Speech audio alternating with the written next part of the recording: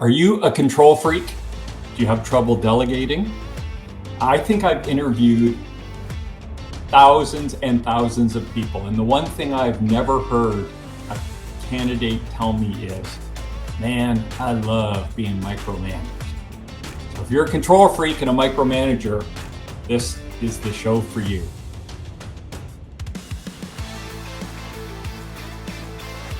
Welcome to episode 29 of the KeyHire Small Business Podcast, where we cover the issues that help scale small businesses. I'm Corey Harlock, creator of KeyHire Solutions, where we grow Texas small business with our talent, and I'll be your host.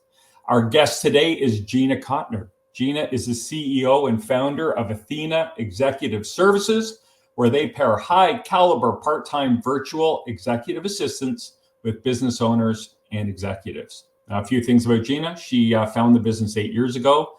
She said the pandemic was very friendly to her, especially with all those remote workers. I'm sure she did really well.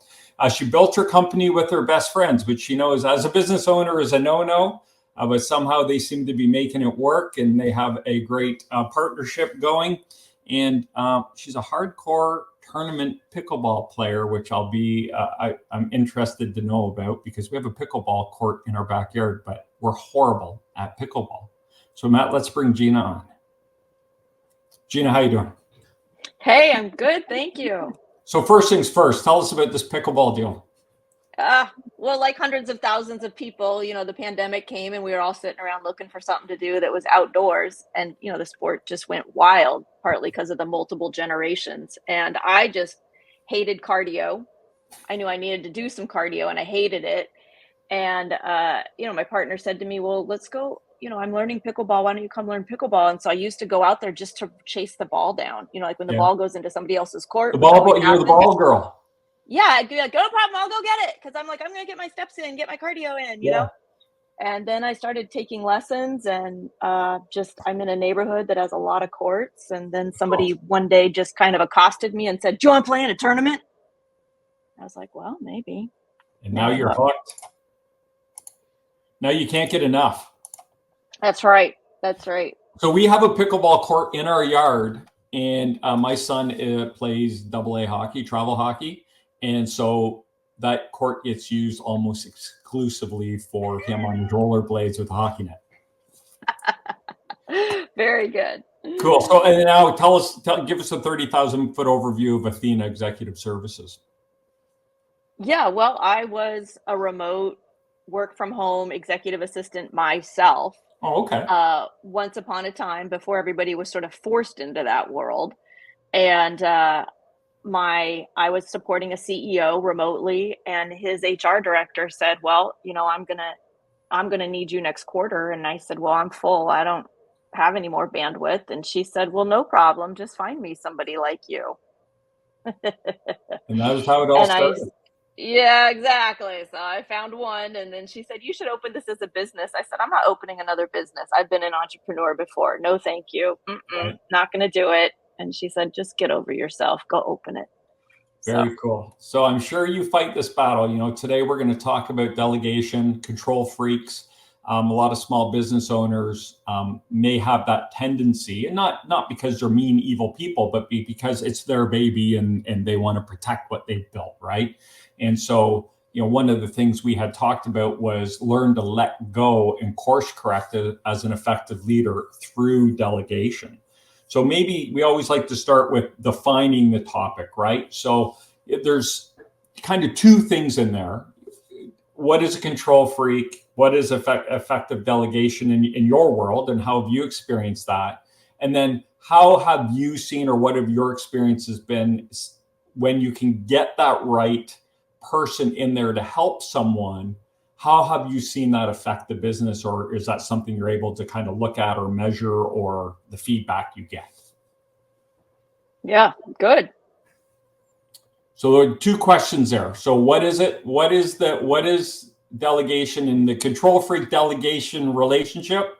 And then what are some of the results maybe you've seen from having someone be able to let go, give away some responsibilities, and do some course corrections in terms of business building, and how has that affected their business? Yeah, I think small business owners go through a lot of phases there. Like everything you said are multiple phases that people might go through over a period of many months, right? Because especially if you've never really practiced delegating, and like anything, it's the more you practice, the better you get at it. Right. But in the beginning, it can be, I told you to do step A, B, C. Did you do A? Then did you do B? And did you do C? And it can be a little nerve-wracking for both you and them. But the more you can muster some amount of trust, which also it's probably a whole other podcast we do someday about how do you even find them and select them and get the right one and all of that. Yeah. But let's just say you've got a competent executive assistant that you're working with remotely. Good delegation looks like it's very clear what you want done, when you want it done. What is the definition of done? How do you know when this is done? Right. And you're amazingly available and gracious about taking questions, But in the real world, you're just hoping to hand something over, forget about it, and it magically gets done. Right. And it doesn't really work like that. It is an investment of time. Delegation is. But as a small business owner, the more you're investing up front with that person, the more it's going to pay you dividends next week, next month, next year. And if you get a strong EA, a strong executive assistant, they will help you let go of some of that crazy grip, that grip that's like, I don't know if I can turn over invoicing. Invoicing is so important. There cannot be one possible mistake. That's true. But then the consequence is you're going to hold invoicing forever. Right. And that is not the highest and best use of any business owner. Yeah, right? That's hourly rate work at times, right? It's, as a business owner, it's not something. So you said something that was key, and the word was trust. This is where it often breaks down. And my experience, a small business owner who is used to doing things on their own, they have hired or brought someone in to help them. They may have not hired the right person for whatever reason. There's a lot of reasons. That's a whole other show too. And so they delegate and it goes wrong. And now they have this perception of that reinforces that feeling of, I just have to do it myself. Is that something you've experienced? Yeah. No, I was partly why I opened the business, because I was really good at people development, but people development is a kind of a rare skill. So I think, what we tell our clients and what I think our clients discover over time is, what sort of life do you want 6 months from now? Do you want to be the one who's managing your calendar? Do you want to be the one posting on social media? Do you want to be the one making sure payroll goes out and invoices get done on time? You're investing in a future you. And that is part of it. So if somebody does something not well, part of what keeps me sane, and it's challenging but also rewarding at the same time, is it's on my watch, people win. But I got to hold myself to that standard. Like I hold my own knife to my own throat about that. Right. And say, listen, shoot, they didn't win. And this is a real pitfall for owners. It's like, well, I clearly have the wrong person. Well, I don't know about that. Maybe you're not the greatest trainer, and maybe you're going to learn to become a better trainer, and maybe you're going to learn to become a better developer, right? So somebody goes and they do something wrong and you think, I can't trust anybody. No, it's not true, right? But you want to take the time to go back and actually course correct, like you've said that word a couple times. And I'm a big believer in that, right? So if somebody's a few degrees off, I'm sitting in Seattle today. So, and they say you're in a big ship outside of Seattle and you're a few degrees off, you're not going to end up in Tokyo. You're going to end up in Singapore. So that's why early on, somebody does something wrong, not a problem. It's a development opportunity. Now, if they do it wrong day in and day out, okay, you probably have the wrong person. But truly, that's an opportunity to go, you know what?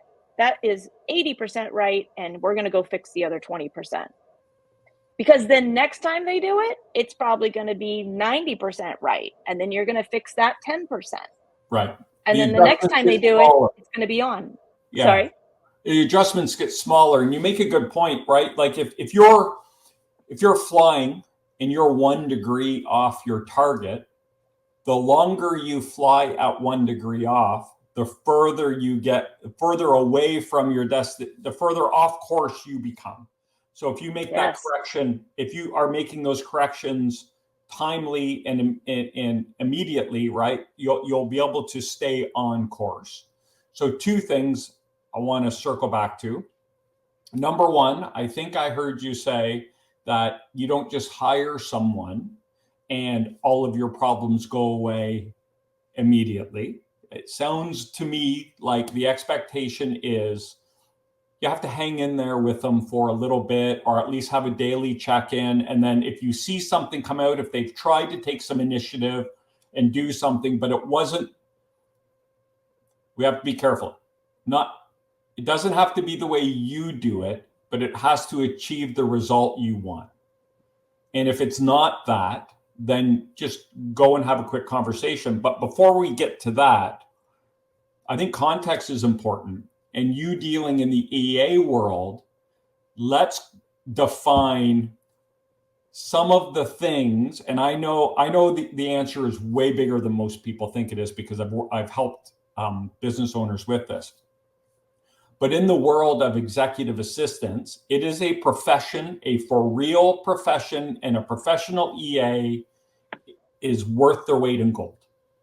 And so why don't you kind of give the overview of or the 30,000 foot overview of what an EA could truly help a business owner with before we get too far down this road, because, we're talking about I started with micromanaging, but we're talking specifically about your right-hand person, that person that's there kind of managing your day-to-day. So let's first kind of define what a great EA some of the things they could do for you.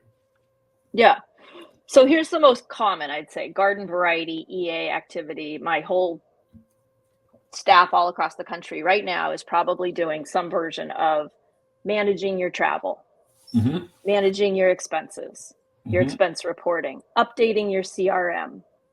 Maybe not managing your schedule so much like it was 10 years ago, because everybody's got a calendar link. It's easy to get people on your calendar, but does your calendar make any sense? Or have a bunch of people just gotten on your calendar and now you're like, oh God, I got to live this week?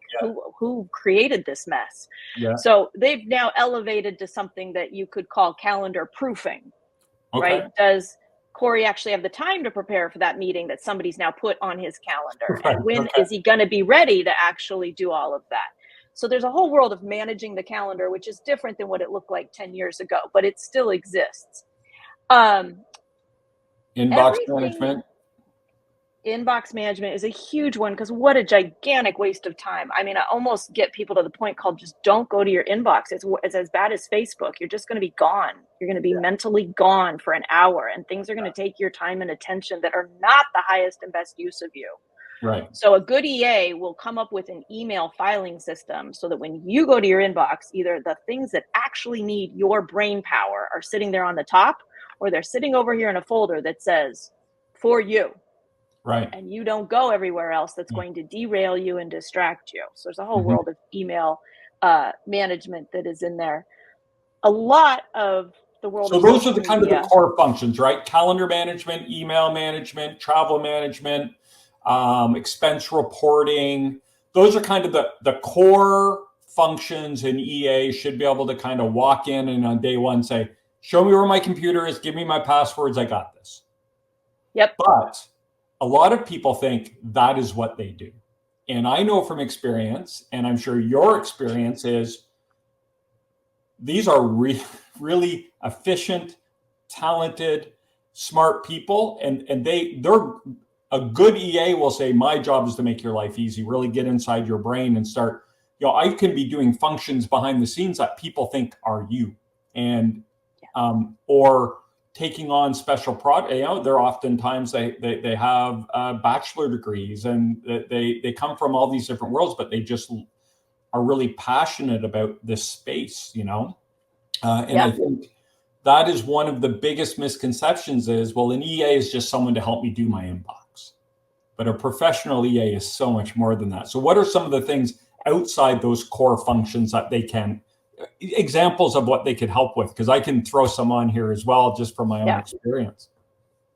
Yeah. Well, every industry has got for a whole other myriad of reasons. About half of our clients are financial advisors. Okay. So once a financial advisor gets their EA, they're doing the standard things, then they start to realize, oh, this is somebody who's really smart, operates with a high level of integrity and professionalism, and then pretty soon starts teaching them more and more of the business. And partly because all the garden variety items, they get faster and more efficient at. Now you can move them over to other parts of your business, like, hey, could you do all of this, back end paperwork that we do in this industry that doesn't require a special license, right? For example, and in our business, like we took one of them and we said, wow, the way you're so thorough, would you manage the operations of our business? So there's almost like you kind of know this intuitively that there's almost nothing they can't do. Now, they're not a subject matter expert in what you're a subject matter expert in. So like my EA, I have her get a lot of projects started. Just get steps 1, 2, 3, and 4 going. Right. I don't want to get that project off the ground. Yeah. Just give me all the info I need, and then I can start plugging and playing and doing what I need to do. And don't send me a link. Like, here's a link to a website to read about it. No, you read about it. You tell me what the form is that my uncle might need to fill out to get Social Security disability, and how would he get the records from his military service, which he doesn't have because it's 60 years old. How do I do that? And she'll go, I'll get back to you about that. Yeah. I say, oh, my 50th birthday, I want to rent a yacht. I've never rented a yacht. Okay, now I know all about renting a yacht because of her. So that could fall under research. Tons. Right. Yeah. They're great at researching for sure. There's event planning or even trade show planning, stuff like that is another one. Another example, I have a client and we got him an EA and he thought that, if they can get their arms around those core functions, that's a 40-hour-a-week job. And after like week 2, they're like, okay, I got lots of free time here. So now he has her tracking all their international orders, like coming through customs, clearing customs, right? Providing quotes. If he's in a meeting and he gets a thing, hey, I need a quote for this by the end of the day, she can jump in the system, produce that quote. So when he comes out of the meeting, so-and-so just sent an email. They wanted a quote. Here's what I came up with. What do you think? Okay, change this, send it. Yep. And some people who are really savvy will use their EA to also do client work and charge those hours.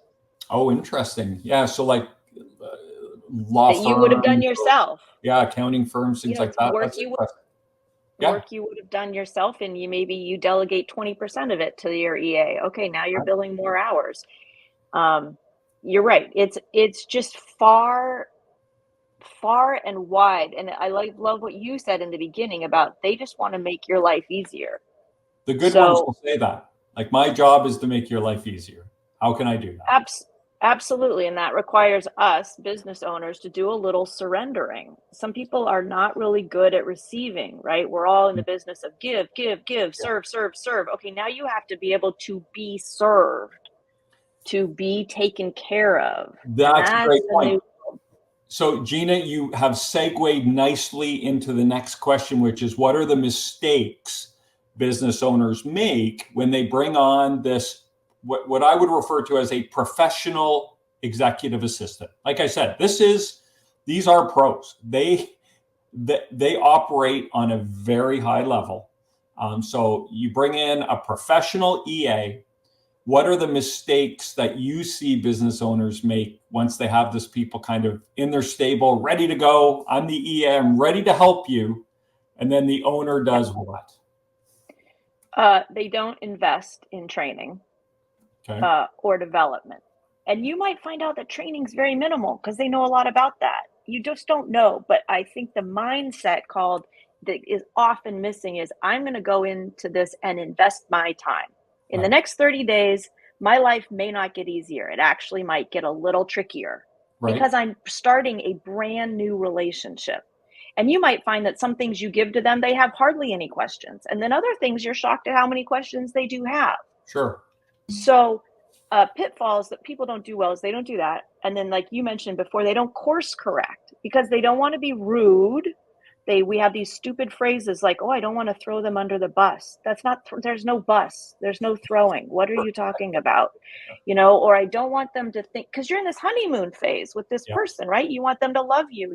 They want you to love them. Yeah, you so don't want to everybody's say being something. everybody's being super nicey. Yeah. Yeah, exactly. But here's the counter to that is, like you said earlier, if you're in an airplane and you're 1 degree off, the sooner you get in there and correct, the better. They don't know you, so they don't know you've never operated like that. Yeah. You could start today operating like that. Like, hey, Allison, oh my gosh, you know what? Every time we talk, I'm just going to tell you a few things that are going to make things more excellent. They don't know you've never operated like that. That becomes part of the culture. So sorry, back to your question. What are people not doing well? So not investing in training, not investing in development, they're like passive aggressive. Like, that wasn't quite what I was looking for, but it was close enough. No, how rude. If I did something for you that is not awesome, help me be awesome. I want it to be awesome for you. Don't step over that. And that's what their true mindset is, right, in this role.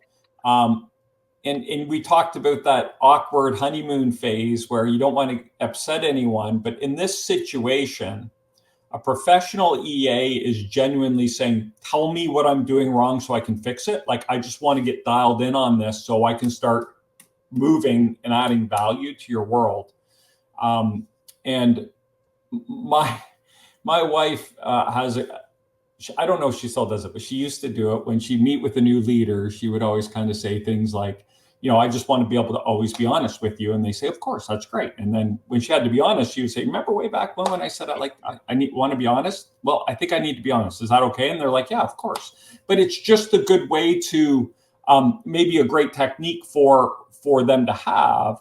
So you're always you're never surprising anyone with that feedback, or you're not feeling like maybe they don't want it or whatever. You kind of go out and get that permission so you can kind of call back to it and say, hey, you remember when we talked and I said I always wanted to just be honest with you? Well, I just want to give you a little feedback. And you will always think they're going to take it you're going to think it's harder than they do. They're going to, at the end of the day, go, oh, great. Yeah, thanks. No problem. Right? No hurt feelings, no harm, no foul, no anything. That's right. And if they do something dramatic, like, oh my God, I can't believe, and you didn't give me enough instructions, but I didn't know, but I couldn't imagine, but I really tried hard. There's your sign, right? You might have you might need a different person. I think that holds in any position in your company though. Absolutely. Absolutely. I think some other mistakes people make, and you mentioned it before, is like abdicating your responsibility. I am 100% responsible for every single thing that happens in my company. I give up the right as the owner, as the founder, to go, well, boy, Dorian really screwed that up. Well, but why? She's your manager, right? That's my person. So I don't ever fully abdicate my responsibility. I give it all away and I delegate it, but ultimately it's on me. It's on my watch. People are going to win. And if they're not winning, I got a system problem. They need more of something. They need less of something. I got to go get in there. And so a lot of times, and you mentioned it before, people just want to wash their hands of it. And I say their failure is my failure. Now, I don't spend a lot of time go flog myself about that. We're in it together. Yeah. We're in it together. And I always think, well, what didn't they get? What didn't they need? I think another pitfall is, like I said, very early on, trying to get you, the EA, to do exactly what I did. And that might not be a bad place to start. Here's how we send out invoicing. Here's the 10-step process. And you really do want them to do the 10 steps. But at some point, they may do it differently and fulfill the same intention. And it's awesome. And it's sometimes for me confronting because I started things, what's now considered very old school, right? I ran this company off this same spreadsheet for years until somebody's like, Gina, we're going to move everything to Asana. What? I don't want to learn Asana. Don't worry, Gina, you don't have to. I was like, oh, you don't want to run this company off the same Excel spreadsheet I've been running off of for 5, 6, 7 years. I got it. So there's some let go. Let them go fulfill the same intention you would have fulfilled, and they're going to fulfill it slightly differently. And it might even be with software you've never used before. Okay, that's fine. it's hard when someone tells you your baby's ugly, right? It's hard not to Right. react. And that's an expression I use all the time. But as a small business owner, these are great people doing the best they can. And no one builds a small business. That's not true. The majority of small businesses are built by someone with a good idea who starts bootstrapping an idea. And their main objective is not to build scalable process. And so when they reach that capacity and then someone comes in with experience and says, hey, I get this process. It makes sense. It got you where you are, but it doesn't work anymore. We need to change it. That's hard feedback to get as a business owner. And so, but what you described is something I call end result management. Don't manage the process, manage the result. And the stupid example I always use is if I'm running a warehouse and I have an employee and I say, hey, I want you to go sweep the warehouse. You have 1 hour. And I go out there after 30 minutes and they are 70% done. And I say, hey, you're doing it wrong. You need to do it like this. No, they weren't doing it wrong because they were going to have it done ahead of the hour. They were going to meet that objective. What they weren't doing was doing it the way you do it. And so you feel the need to say, well, this is how I do it. And they say, that's great, but I was way ahead of schedule. Why do you want me to change? And so these are the things, and you mentioned the key word off the beginning that I believe is key is trust.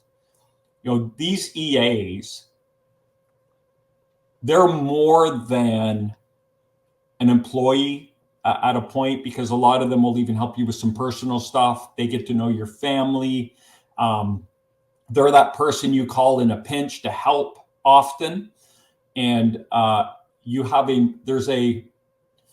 owners have very different relationships with all the different leaders and key people in their businesses. But this one in itself is a unique one because this person is intertwined within your business, oftentimes with your family and personal a little bit. They can take care of some other things, and building that trust and respect is really important as well. In my mind, I don't know what your experience is. Absolutely. And I kind of put my EA, her name's Corrine, and I put myself in her hands sometimes and just let her, this is going to sound bad, but I let her mommy me. Like, I let her be the one who goes, you know what, Gina doesn't like it like that. She likes it like this. And I had to get over another phase too, called this is bougie. This is fancy. I don't want to tell my friends, I have an assistant. Yeah, I'll tell somebody, well, I'll have my assistant work on that. People will laugh. Oh, how nice. I'm like, oh, maybe I shouldn't. For like the first year I had an EA, I didn't ever said it. I just said, oh yeah, I'll do that. And then I just go secretly delegate it.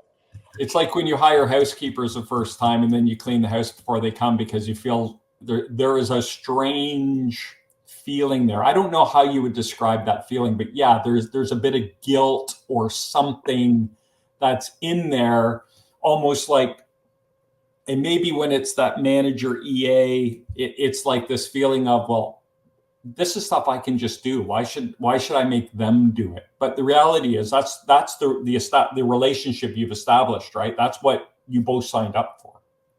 Yeah. And sometimes people are afraid to delegate because they think, God, I wouldn't want to do that. I feel bad delegating that, whether it is personal or it's business. But I'll tell you, I get a letter from the IRS or the state of California. I open that thing up. I do not even read it. I just take a picture of it and I send it to somebody. And I'm like, somebody else read that. And I feel bad. I think we have a new ops person that we're training. And I said, does she really want to do this? This is awful. And Dorian said, yeah, she really likes this. I'm like, oh my God. So there are people who like to do the stuff that you hate to do, both on the personal and on the business side. And it makes a difference. And if you do use your EA a little bit for personal, I think it makes a huge difference because they do get to know you and they do really get to start to care about you as a human other than just the boss. And a lot of what my EA does is she books me flights to go see my mom. And I need this thing to host my mom's 80th birthday. And then pretty soon she's like, how was the 80th birthday party? And then I tell her, and, we've been like that for years. So now she really cares about me as a human. Yeah, that's cool. Okay. So I think we've outlined some pitfalls. So now let's tap into your expertise. So if I'm a business owner and I'm in the process of bringing an EA on,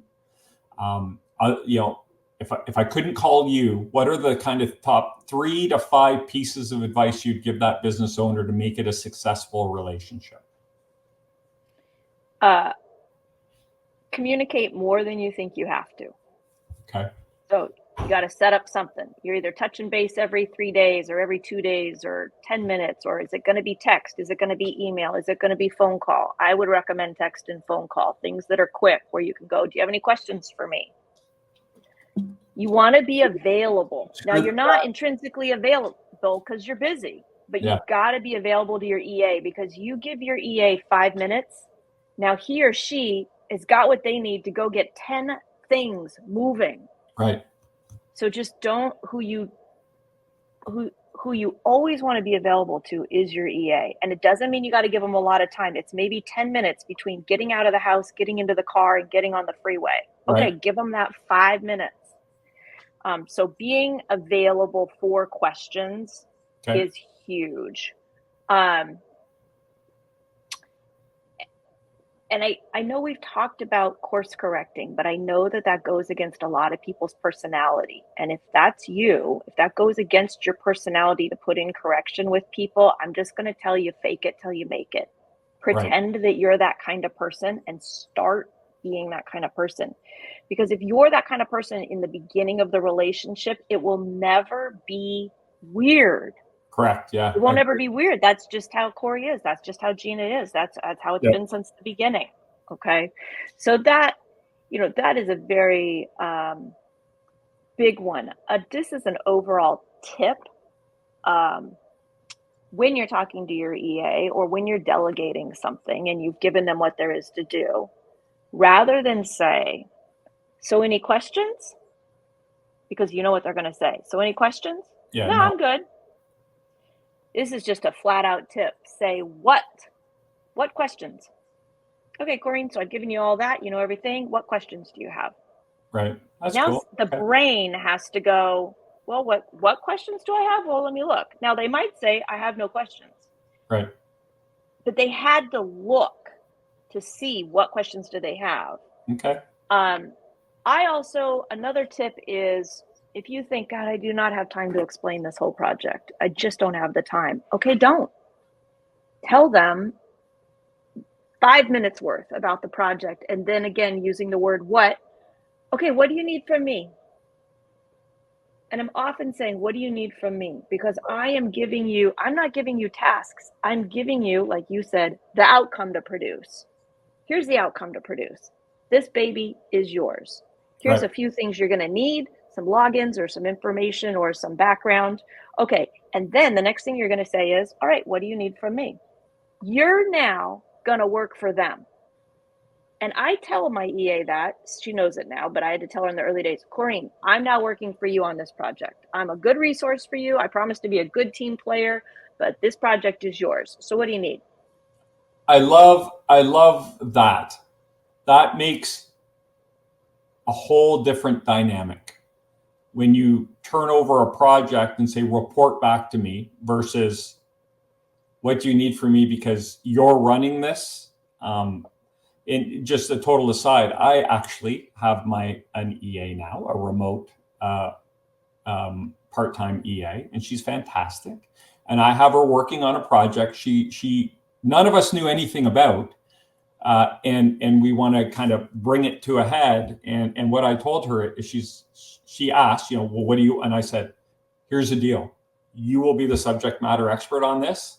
Go out and get as much information as you can and educate me on it. And then we'll make decisions together through it. Right. And she's like, okay, but it's pretty daunting because she doesn't know anything about it. But what she doesn't know is she does know. Either do I. Like, I'm not lying to her and trying to make her feel better about not knowing. Between her and Matt and I, we really don't know anything about it. So she's gonna take it on and build it. Yeah, and it's so fulfilling for people. It will increase your retention. People feel satisfied and fulfilled, and especially when in the end, right, you make sure they get all the credit. Wow, I just can't believe what you did, Corinne. Wow, that was amazing. Yeah. And especially if anybody does something for me that produces a result, let's say, and this is very simple, but let's say, flowers get sent to my mom. Okay. Well, I go to my mom, I take a picture of the bouquet, I send it back to the person who coordinated it. I say, oh my gosh, my mom loved these flowers. Right. Yeah. Or, oh my gosh, that party you planned for my 50th birthday party was the greatest thing since sliced bread. It was theirs in the beginning. I was there to help, and it's their win. They get the win. Yeah. Those people are going to Great. stick around with you. Yeah, and the unintended consequences of that is I'm not a researcher. I get burnt out very quick on research, so I have to do it very strategically. And so if I can get research and kind of go over it and pick the stuff out that works and doesn't work, that is more energizing to me and probably better use of my time. So the unintended consequences, now I get to do the work that is more exciting to me versus I got to get online here and block out an hour to read up on stuff. And that just doesn't get my Evinrude cranking, right? It's not the stuff I like. And if someone loves to research, well, they're going to do a way better job anyway. That's right. That's right. And I get people get decision overwhelm. I don't want to go out to Airbnb and find 10 places that I could stay with the family of 4. No, just send me what you think are the top 3, and I'm going to look at them. Yeah. All I want. When someone says, well, we'll put together a comprehensive list, I'm like, no, please don't. No. I don't need a list. I need, your top 3, and then we'll go from there. Give me the top 2 or 3 options. Okay, Gina, this has been amazing. I've enjoyed the conversation. So people are listening to this and they're thinking, all those tips were great. I don't have time to go through all that stuff, or I need someone to guide me through. I really need to talk to Gina about this. How can we get in touch with you? Yeah, if you want to get to me personally, you can find me out on LinkedIn, Gina Cotner. If you want to learn more about actually having an EA or a part-time virtual EA, you can go to our website, athenaexecutiveservices.com. And if you pick the, I want to learn more button or whatever's out there, you'll find yourself talking to an awesome woman named Jennifer. And even if we're not a fit, she's a really good industry expert. So if you want to say, well, what about those firms in the Philippines? Or what about if I could find a solopreneur? Or she knows the answers to all that stuff. Happy to brainstorm with you. Yeah, there's lots of options out there, isn't there? Yes. Very cool. Well, thank you so much. This has been great. And this is such a cool topic because that EA world it's one of those things you either love having an EA or you don't have any concept of what having an EA is about, right? There's no real middle ground. And if you do it wrong, I totally understand why it doesn't work out and why you would be disappointed. But if you do it correctly, it's game changing. Yep, that's right. Awesome. Well, thanks so much for your time. We appreciate you hanging out with us today. Thank you. There you go. That's Gina Cotner, CEO and founder of Athena Executive Services. I'd like to thank you for tuning into the KeyHire Small Business Podcast.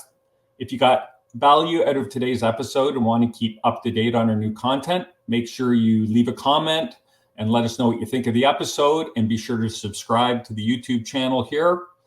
If you prefer to listen to your podcast, you can find us on Apple, Spotify, or whatever your favorite platform is by searching KeyHire Small Business Podcast.